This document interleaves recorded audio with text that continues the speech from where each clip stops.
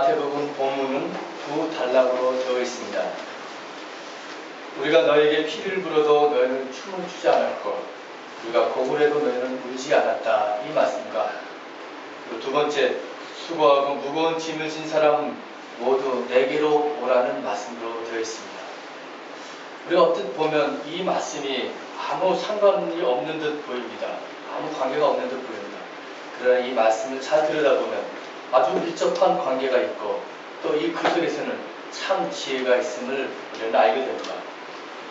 첫째 단락은 예수께서 이 세대의 무감각과 무지에 대해서 지적하시며 비유로 하신 말씀입니다. 이렇게 시작합니다. 이 세대를 무엇에 비할꼬? 그러면서 이 세대는 마치 아이들이 장터에 앉아서 피리를 불어도 상대방이 춤을 추지 않고 곡을 해도 울지를 않는 것 같은 세대라고 하셨습니다. 이 비유는 아마도 당시에 아이들이 장터에서 한 놀이였다고 합니다. 한 아이가 피리를 불면 그 소리에 맞춰서 다른 아이는 춤을 추고 한 아이가 곡을 하면 그 곡소리에 맞춰서 슬피 우는 그런 놀이였었다고 합니다. 그러나 어떤 이유였는지 모르나 이제는 춤도 추지 않았고 곡도 하지 않게 되었습니다. 무감각해진 것입니다. 왜 그랬을까요?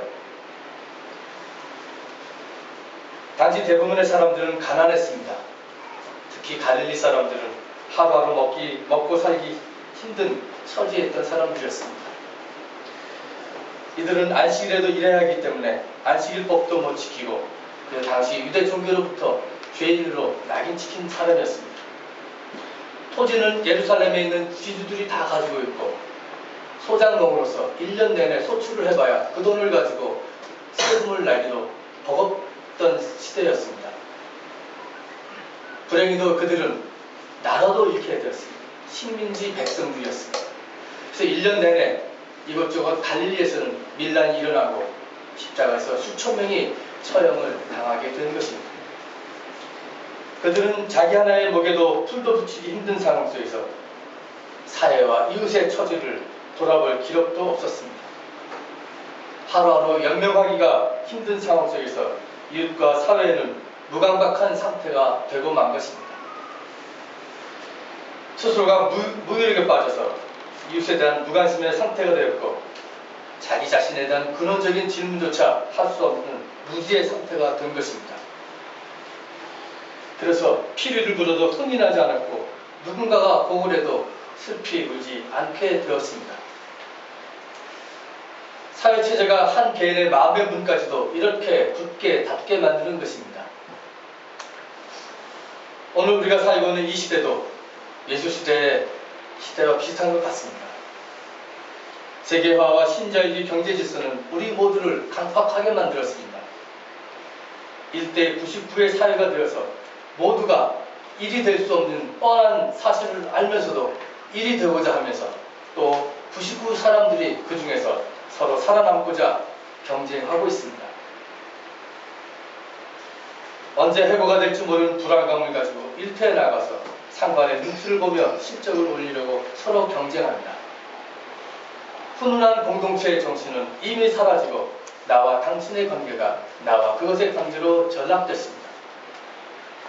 일찍이 유대인 철학자 마틴 부버는 여러 인간의 관계를 나와 당신 그리고 나와 그것으로 분류했는데 우리들의 오늘의 인간의 관계는 나와 그것, I and it로 전락했습니다. 점점 우리의 의지와는 상관없이 타인들의 관계가 나와 그것으로 전락되는 그런 자본주의의 죄악성을 우리는 보고 있습니다. 인간의 생명을 우습게 여기는 생명 경시 사상도 그것에서 나옵니다. 세월호 참사 이후에 그 후에 며칠 후에 고양 종합 터미널 창고에서 불이 났습니다. 6명이 화재로 죽었습니다. 그 신문 기사를 접하고 저는 아무렇지도 않게 대했습니다. 6명? 수백 명이 바다에 빠져 죽는데 그런 충격에 빠져서 그런지 몰라도 6명 죽은 거 가지고 저는 스스로 자신에 놀랐습니다. 제가 이렇게 마음이 강박해졌는지 제 마음이 이렇게 변한 것에 대해서 무서워졌습니다. 이제는 10명이 죽어도 뭐 그렇지. 이렇게 됐습니다. 과거에는 버스 사고로 한두 명만 죽어도 신문 기사에 나는데 깜짝 놀랐는데 이제는 10명이 죽어도 그렇구나. 이렇게 변하게 된 것입니다. 우리들의 마음이 강팍하게 됐습니다. 제 자신이 그렇게 변했습니다. 청소년들이 길에서 담배를 피워도 못 본 척하며 지나가야 됩니다. 고층 아파트에 살면서 옆집에 누가 사는지도 모릅니다. 여러분, 우리는 마을이 사라진 지 오래됐습니다. 마을이 무엇입니까? 김장 때가 되면 저녁마다 모여서 무도 같이 썰고 집집마다 이 집도 같이 해줘. 다음 날에 같이 해줘. 밤새도록 무도 썰고 그 다음날 같이 김장도 같이 담궈주었지 않았습니까? 지나가는 사람들 보면 이렇게 오라고 김치도 먹어보고 점심도 같이 먹고 했습니다. 그러한 마을의 공동체는 사라진 지 오래됐습니다. 컴퓨터를 쓰고 스마트폰을 사용하는 이 시대, 우리는 이렇게 이 세대는 무관심의 시대를 살고 있습니다. 이런 인간과 인간 간의 관계가 무관심의 관계가 된다면 더욱더 왜곡되고 파행되는 모습으로 나타나기도 합니다. 물은 답을 알고 있다라는 책을 쓴 에모토 마사루라고 하는 사람이 있습니다. 이 사람은 일본의 파동 연구가입니다. 일부 예배 때 벌써 다 책을 읽으셨다고 그러더라고요. 혹시 못 읽은 분들도 계시니까 함께 이 책을 소개하겠습니다. 어느 날 그는 눈의 결정체가 다양하다는 것을 알게 됐습니다. 눈이라고 해서 제 눈이 아니라 이 눈, 스노우. 눈이 자폭이 쌓였을 때 사진을 찍어보니까 그 결정체의 모습이 각양각색으로 아주 아름답게 나타나는 것을 보았습니다. 그리고 이 사람이 생각했습니다. 아, 그러면 물은 어떨까 해봐서 물을 얼려서 그 결정체를 사진으로 담아봤습니다. 그런데 신기한 것을 발견했습니다. 이 사람이 그 물을 얼릴 때 그 앞에다가 사랑, 감사, 고맙습니다. 그런 글을 쓰고 얼마 있다가 물을 얼려서 사진 찍으니까 그 물의 결정체가 정말 아름다운 보석처럼 바뀌었습니다. 우주의 은하처럼 정말 아름다운 여러 가지의 모습으로 바뀐 것을 보았습니다. 그런데 반대로 바보, 멍청이, 죽여버릴 거야 라는 글을 쓰고 한참 있다 그 사진을 쫙 찍으니까 정말 추한 모습으로 바뀌었습니다. 지저분한 아주 실험은 계속되었습니다. 음악은 틀어놨습니다. 베토벤의 운명, 전원 교향곡 이런 거, 그리고 비갈디의 4개 봄, 여름, 가을, 겨울 그 음악을 틀어놨더니 정말 보석같이 아름다운 결정체로 모습이 나타나고 합니다. 반대로 아주 그냥 뭐 큰 헤비메탈 음악을 틀어놓고 이상한 알아듣지 못하는 고성 같은 음악을 틀어놓으니까 그 결정체가 아주 찌그러집니다. 어떤 물리학자들은 이거는 사이비 과학이다, 믿을 수 없다 이렇게 말하기도 합니다. 물론 물리학자의 입장에서는 다른 관점을 가지고 있겠죠. 그러나 여기서 시사하는 것은 대단합니다. 농촌에 가보면 비닐하우스에 그 딸기, 조그만 딸기는 뭐라 하죠? 조그만 딸기. 복분자? 네? 복분자? 아니, 복분자 말고. 잣딸기? 아, 조그만 토마토. 방울토마토. 방울토마토를 근데 음악을 좀 아름다운 음악을 비닐하우스에 그러니까 잘 들어요. 음악이. 그러니까 이게 물은 답을 알고 있다 이 책이 뭐 사이비 물리학 이렇게 볼 때는 그렇지만 나름대로 뜻이 있는 것입니다. 그런데 여러분 아십니까? 가장 추한 모습으로 나타나는 결정의 모습이 무엇입니까? 가장 추한, 영어로 어글리라고 하는데 어글리한 모습으로 나타나는 결정체가 나타났습니다. 바보. 무관심입니다. 누가 봤어요 지금? 무관심. 그냥 물을 그냥 넣고 바보라고 하지도 않고 멍청이라도 하고 사랑이 고막 아무 음악도 틀어놓지 않고 그냥 며칠 놔뒀습니다.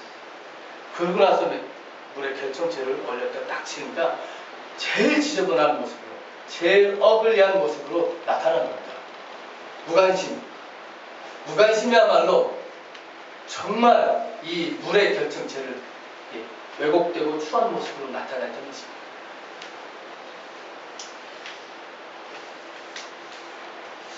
그 이야기를 보면서 이 에모토 마사루의 이론은 계속됩니다.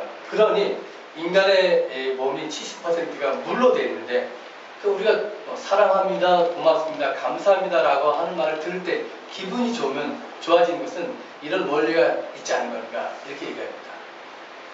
그래서 반대로 저 사람은 나쁜 사람이야, 저 사람은 뒤에서 욕할 때 욕하는 사람 스스로도 그렇고 듣는 사람도 그렇고 마음이 좋지 않습니다.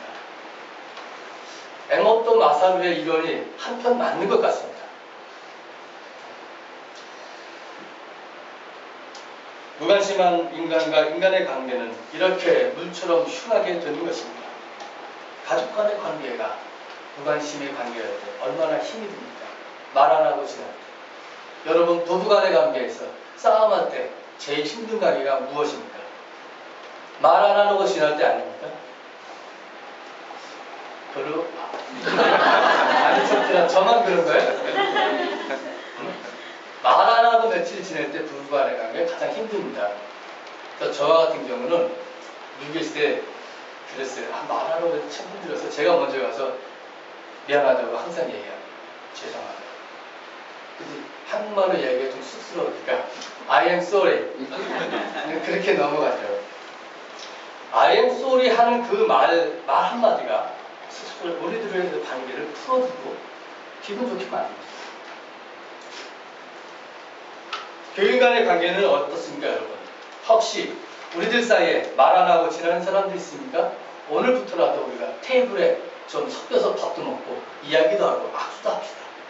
말 안 하는 관계, 무관심한 관계가 가장 힘들고 우리들의 관계를 왜곡되게 만든 것입니다. 하다못해 물도 그런데 우리 인간은 오죽하겠습니까? 더 나아가서 사회 구성원들 간에 서로가 서로에 대해서 무관심할 때 그 모양은 매우 흉악해지고 볼품 사나워지는 것입니다. 이래서 사랑의 반대말은 미움이 아니라 무관심이라고 했습니다. 그리고 어떤 신학자는 현대인의 가장 무서운 죄는 무관심이라고 했습니다. 타인과 사회에 대해서 무감각해진 사람들, 그래서 마음이 강팍해진 사람들은 이제는 더 나아가서 진리의 말씀에 대해서도 강팍하게 됩니다. 세례요한과 예수께서 오셔서 회개하라 천국이 가까웠다고 아무리 외쳐도 그런 사람들은 마음속에는 울림이 없습니다. 귀가 이미 닫혔기 때문입니다. 오히려 그 사람들에게는 세례요한도 비판하고 예수도 비판합니다. 오늘의 그 말씀이 그거 아닙니까? 세례요한이 와서 금욕생활을 했습니다. 먹지도 않고 마시지도 않고 그랬더니 사람들이 저 사람 봐라 저 미쳤다. 그 예수님이 오셔서 먹기도 하시고 마시기도 하며 포도주도 마시며 하셨더니 저 세리와 죄인의 친구 저 먹기를 탐하고 술주전뱅이 아니냐 이렇게 얘기했습니다. 마음이 강팍해지니까 이래도 쿵 저래도 쿵 이래도 비난 저래도 비난 이래도 안 되고 저래도 안 되는 겁니다. 세례 요한도 안 되고 예수도 안 되는 겁니다. 도대체 어쩌자는 겁니까? 매사에 트집만 잡으려는 사람들로 되었습니다. 왜 그렇습니까? 마음이 강팍해지고 진리에 대해서 무감각해졌기 때문입니다. 그래서 마음이 중요합니다. 그래서 일찍이 구약의 선지자 에스겔은 이렇게 말했습니다. 그때 내가 그들에게 일치된 마음을 주고 새로운 영을 그들 속에 넣어주겠다. 내가 그들의 몸에서 돌같이 굳은 마음을 없애고 살같이 부드러운 마음을 넣어주겠다. 주겠다. 이렇게 했습니다. 살같이 부드러운 마음. 살같이 부드러운 마음이 없는 한 타인을 늘 비난하게 됩니다. 살같이 부드러운 마음이 없는 한 아무리 황 목사가 설교를 잘하고 준비를 많이 해도 은혜가 되지 않습니다. 자, 이제 우리에게 주어진 시간들을 어떻게 보내야 되겠습니까? 무감각의 시대. 그래서 그 속에서 무기력하게만 살아가는 우리 자신을 보면서 어떻게 살아야 되겠습니까? 우리는 무기력에서 벗어나서 마음의 깨우침으로 자신과 이웃을 향해 민감하게 살아야만 합니다. 그러나 겉모습만 보고서는 알 수는 없습니다. 옳고 그름에 그의 삶의 열매를 보아야 합니다. 그래서 19절에 보면 지혜는 그 한 일로 보아 알 수 있겠다 라고 말씀하신 것입니다. 19절 말씀이 그겁니다. 자신과 사회에 대해서 사랑과 관심을 가진 사람, 그리고 무감각한 삶을 사는 사람들은 지금은 모르지만 그의 인생의 열매, 그 삶의 열매를 보아 알 수 있다는 것입니다. 그것을 지혜라고 성서는 말합니다. 지혜는 지금의 겉모습이 아니라 삶의 결과를 보고 아시는 것입니다. 그래서 일찍이 예수께서도 나무가 좋은지 아닌지는 그의 나무의 열매를 보고 알 수 있다고 말씀하셨습니다.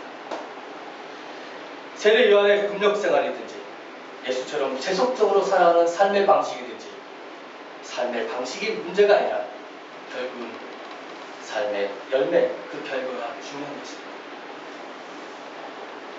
미국에 가서 이민 가서 살든지 한국에 살든지 결혼을 하고 살든지 독신으로 지내든지 성직자로서의 삶을 살든지 평신도의 삶을 살든지 사업을 하든지 삶의 방식이 그다지 중요한 것은 아닙니다.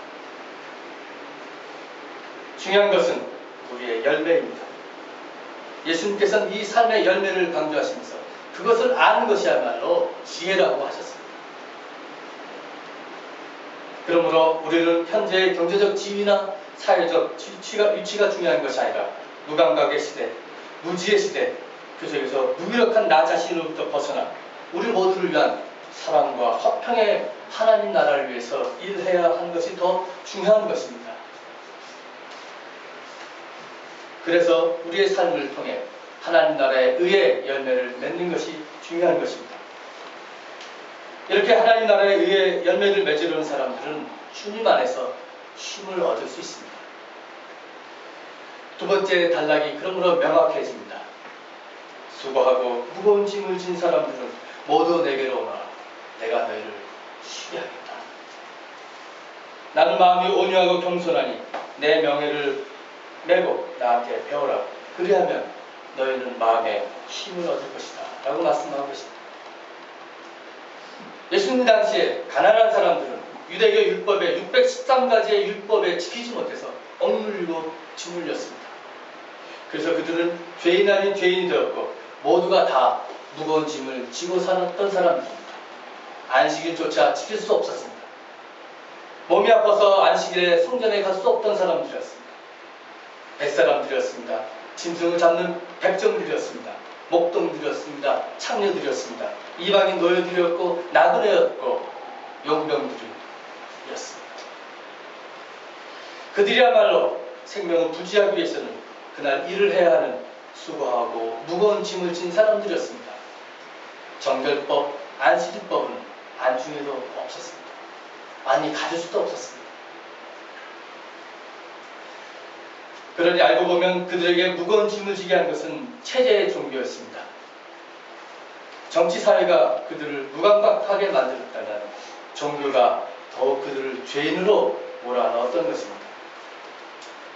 종교 속에서 기쁨을 누리고 자유를 찾고 해야 되는데 이렇게 제도화된 종교는 세상에서 당한 것보다 더욱더 큰 속박을 주었던 것입니다. 현대사회 속에서도 종교는 여전히 그런 유세를 떨치고 있습니다. 인간의 내면 속에 있는 불안을 이용해서 강박관념을 주시하고 있습니다. 이렇게 하지 않으면 지옥에 간다. 지옥불에 떨어지고 저렇게 하지 않으면 불행한 사고가 난다. 목사님들이 얼마든지 설교를 통해서 성경 공부를 통해서 강조하셨습니다. 여러분 돌아보면 우리는 그곳에서 자유로운 사람이 아무도 없습니다. 왜요? 우리 스스로가 불안한 존재이기 때문입니다. 그러나 그 불안을 기쁨과 자유로 승화시키지 못하고 강박으로 교회 성장을 위한 도구로 사용할 때 종교는 폭력의 종교가 되고 있습니다. 여러분, 저도 얼마든지 우리 교회 성장을 위해서 그렇게 할 수 있습니다. 제가 못하는 것이 아니라 제 양심상 안 하는 것입니다.